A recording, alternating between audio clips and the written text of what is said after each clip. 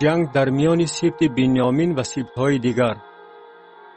و تمام بنی اسرائیل بیرون آمدند و جماعت مثل یک تن از دان تا بئرشابه و زمین جلعاد به حضور خداوند در مصفا جمع شدند. و سرداران تمام قوم، همه سبط‌های اسرائیل در جمع آمد قوم خدا که از 400,000 نفر پیاده شمشیرزن عبارت بودند حاضر شدند. و بنی بنیامین شنیدند که بنی اسرائیل به مصفا آمدند و بنی اسرائیل گفتند بگوید که این شرارت چگونه روی داده است.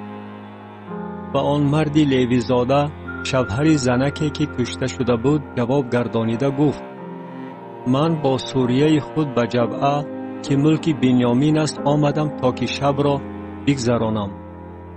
و ساکنان جبعه بر من قیام کردند و خانه را که در آن بودم شبانه احاطه نمودند. مرا می خواستند بکشند و سوریه مرا آنقدر اذیت دادند که وی مرد. و من سوریه خود را گرفته پاره پاره کردم و آن را به همه شهرهای ملک اسرائیل فرستادم، زیرا که آنها کار قبیح و زشت در اسرائیل به عمل آوردند. اینک همه شما ای بنی اسرائیل محاکمه و مشورت خود را در اینجا بکنید